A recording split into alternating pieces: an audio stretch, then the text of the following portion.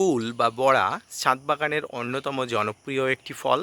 September থেকে October মাস নাগাদ এই ফলটিতে প্রচুর পরিমাণ ফল ধরে। ছাদ বাগানে কুল গাছের জনপ্রিয়তা দিন দিন হু হু করে বেড়ে উঠছে। তো আজকের ভিডিওর আলোচনার বিষয়বস্তু ছাদ বাগানে কুল গাছে আগস্ট মাসের পরিচর্যা। Hello friends, welcome to my channel. দেশ এবং দেশের বাইরে থেকে যারা আজকে আমার ভিডিওটি কন্টিনিউ করেছেন প্রত্যেককে gardener TRIPS with Kamal YouTube চ্যানেলে স্বাগতম। তো ফ্রেন্ডস, আজকের ভিডিওর আলোচনার বিষয়বস্তু কি সেটা ভিডিও শুরুতেই আপনারা বুঝতে পারছেন। তো আজকের ভিডিও থেকে আপনি যে তথ্য জানতে পারবেন সেটি হচ্ছে, প্রথমত এই সেপ্টেম্বর অক্টোবর মাসে কুল গাছে ফুল আসার আগে আপনাকে কী কী পরিচর্যা করতে হবে, পাশাপাশি এই আগস্ট মাস নাগাদ দাঁড়িয়ে আপনার কুল গাছে কী কী ধরনের সুষম খাবার দিতে হবে, কী কী স্প্রে দিতে হবে, এই সময় গাছে বিশেষ কতগুলো রোগের আক্রান্ত অবস্থায় দেখা যায়, সেই আক্রান্ত রোগগুলো কী কী, সব কিছু নিয়ে থাকছে আজকের ভিডিওটি। মনোযোগ সহকারে ধৈর্য নিয়ে দেখতে থাকুন। সেপ্টেম্বর অক্টোবর নাগাদ কুল গাছে প্রচুর পরিমাণ ফুল আসে। তার আগে কিন্তু ছাদ বাগানে কুল গাছগুলোকে বৃদ্ধি করে নিতে হবে, হৃষ্টপুষ্ট করে নিতে হবে আপনাকেই। তাই এই সময় আপনাকে তরল এবং এই সময় আপনাকে মিশ্র দুটি ফর্মেই কিন্তু ছাদ বাগানে কুল গাছের খাবার দিতে হবে। এর পাশাপাশি এই সময় নানাবিধ সমস্যা কিন্তু আপনার ছাদ বাগানের কুল গাছগুলোকে আক্রান্ত করবে।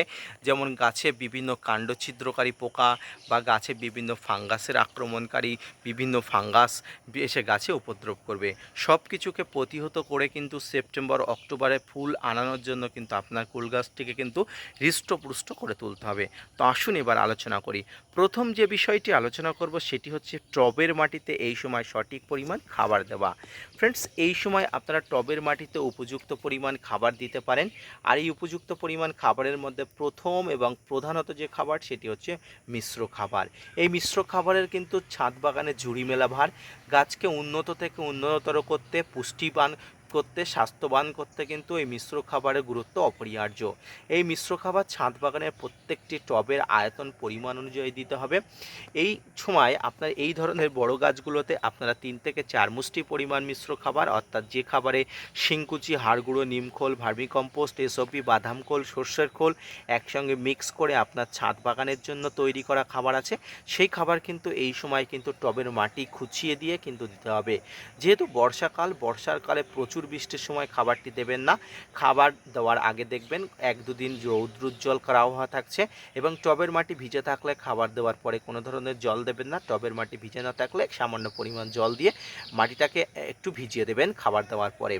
এরপরে যেটি করতে হবে সেটি হচ্ছে গাছে এই সময় ফাঙ্গাসের আক্রমণ থেকে প্রতিহত করতে হবে। দেখুন, এই সময় কিন্তু প্রচুর পরিমাণ ফাঙ্গাসের উৎপাতের সময়। গাছে কারণে অকারণে নানা ধরনের ফাঙ্গাসের আক্রমণ ঘটে। গাছের পাতা কুঁকড়ে যাওয়ার সমস্যা থেকে বিভিন্ন ধরনের ডালের সমস্যা হয়। যেমন দেখুন, এই সমস্যাটা দেখুন, গাছের ডালের অবস্থাটা দেখুন। ফাঙ্গাসজনিত আক্রমণে বলুন বা কীটপতঙ্গের আক্রমণজনিত কারণে কিন্তু গাছের ডালটি কিন্তু একদম শুকিয়ে গেছে এবং গাছের ডালটির অগ্রভাগ কিন্তু একদম পুড়ে গেছে। তো এই ধরনের সমস্যার জন্য আমি সাধারণত এই বর্ষাকালে আপনাকে সাজেস্ট করব ব্লাইটক্স ব্যবহার করতে। বিশ্বাস করুন, ব্লাইটক্স এই জন্য প্রচুর পরিমাণ উৎকৃষ্ট।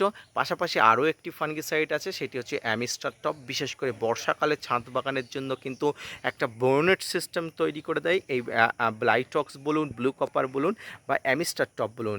এই অ্যামিস্টার টপ 1 থেকে 2 গ্রাম আপনার ছাদ বাগানে 1 লিটার জলে যদি সামগ্রিক গাছে স্প্রে করতে পারেন, আপনার ছাদ বাগানে ডাল শুকনো, ডাল পচন থেকে শুরু করে কোনো ধরনের সমস্যা কিন্তু হবে না। পাশাপাশি ব্লাইটক্স ব্যবহার করতে চাইলে বা ব্লু কপার ব্যবহার করতে চাইলে 1 থেকে 1.5 গ্রাম কিন্তু 1 লিটার জলে নিয়ে আপনি ব্যবহার করতে পারেন রৌদ্রোজ্জ্বলকর দিনে। এর পাশাপাশি এই সময় কিন্তু টবের মাটিতে যেমন খাবার দেবেন, পাশাপাশি গাছে কিন্তু বিভিন্ন ধরনের সমস্যা হয়। এর মধ্যে কাণ্ড ছিদ্রকারী পোকার উৎপাত আছে। নতুন পাতাতে খাবার জন্য এক ধরনের পোকা আসে, যে পোকাগুলো গাছের কচি পাতাতে, কচি ডালে কাণ্ড ছিদ্রকারীকে কাণ্ড ছিদ্র করে দেয়, ডালগুলো কিন্তু পচিয়ে দেয়, ডালগুলো কিন্তু ভেঙে দেয়, দুর্বল করে দেয়। জাস্ট লাইক এই ডালটি দেখুন, এই ডালটি কিন্তু কাণ্ড ছিদ্রকারী পোকার আক্রমণ ঘটেছে বা ফাঙ্গাসের আক্রমণ ঘটেছে। তাই এই সময় আপনাকে সাইপারমেথ্রিন গ্রুপের যে কীটনাশকটি ব্যবহার করবে সেটি হচ্ছে প্রোপেক সুপার। এছাড়াও আপনারা ইমিডাক্লোপিড গ্রুপের যে কোনো কীটনাশক ব্যবহার করতে পারেন। বাংলাদেশি বন্ধুরা সবিক্রন 425 ইসি কম্পোজিশনে কীটনাশকটি নির্দ্বিধায় ব্যবহার করতে পারেন। 1 থেকে 1.5 ml 1 লিটার জলে নিয়ে আপনার ছাদ বাগানে কিন্তু রৌদ্রোজ্জ্বলকর দিনে ব্যবহার করবেন। এর পাশাপাশি যে জিনিসটা আমি বলছিলাম, দেখুন এই সময় পোকার আক্রমণ কেমন ঘটে। পাতাগুলো পাতাগুলো দেখুন, পাতাগুলো কিন্তু পোকার আক্রমণে পাতাগুলো খেয়ে নিয়েছে। এদিকে পাতাগুলো দেখুন, পাতাগুলো কিন্তু এই ধরনের সমস্যা হয়েছে। তো এই ধরনের সমস্যা থেকে আপনারা দূর করতে সাইপারমেথ্রিন গ্রুপের বা ইমিডাক্লোপিড গ্রুপের কীটনাশকগুলো কিন্তু বেস্ট কাজ করে। কতদিন দেবেন? এই পোকার আক্রমণ মোটামুটি যতদিন আপনি প্রতিহত না করতে পারবেন, মোটামুটি ততদিন আপনাকে দিয়ে যেতে হবে 10 দিন অন্তর অন্তর। এরপরে যেটি আপনি করতে হবে, গাছে একবার এই সময় একবার ভালো মানের একটা পিজিআর স্প্রে করে দেবেন। দেখুন এই সময় কিন্তু ফুল আসার সময় নাই, তাই আমরা অনেক সময় মনে করি পিজিআর সাধারণত ফুল আসার সময় স্প্রে করতে হয়। এটি ভ্রান্ত ধারণা। গাছের কিন্তু ভেজিটেটিভ গ্রোথের জন্যও কিন্তু পিজিআরের ভূমিকা অনস্বীকার্য। তাই এই সময় আমি আপনাকে বলবো, রৌদ্রোজ্জ্বল যেদিন থাকবে সেদিনে আপনার মিরাকুলান জাতীয় যে পিজিআর আছে, সেই পিজিআরটি 1 লিটার জলে 1 থেকে 1.5 ml নিয়ে আপনার ছাদ বাগানে এই কুল গাছগুলোতে কিন্তু স্প্রে করে দিলে খুব ভালো কাজ হবে। এর পাশাপাশি কুল গাছে আপনারা এই সময় কোনো ধরনের কোনো এনপিকে সার দেবেন না, এনপিকে সার স্প্রে করবেন না, আমি ব্যক্তিগতভাবে বলবো।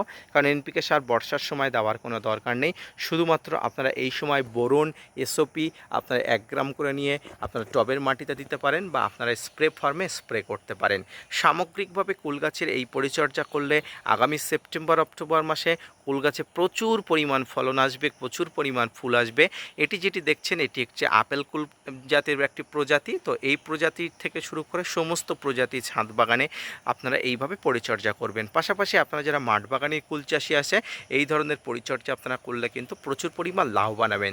ফাঙ্গিসাইড, কীটনাশক, পাশাপাশি খাবারের মধ্যে মিশ্র খাবার এবং তরল খাবার, সমস্ত খাবার কিন্তু সঠিকভাবে সঠিক মাত্রায় যদি ছাদ বাগানে দিতে পারেন, তাহলে অবশ্যই আপনার ছাদ বাগান উপকৃত হবে, আপনার কুল গাছ উপকৃত হবে এবং আপনি লাভবান হবেন। ধন্যবাদ।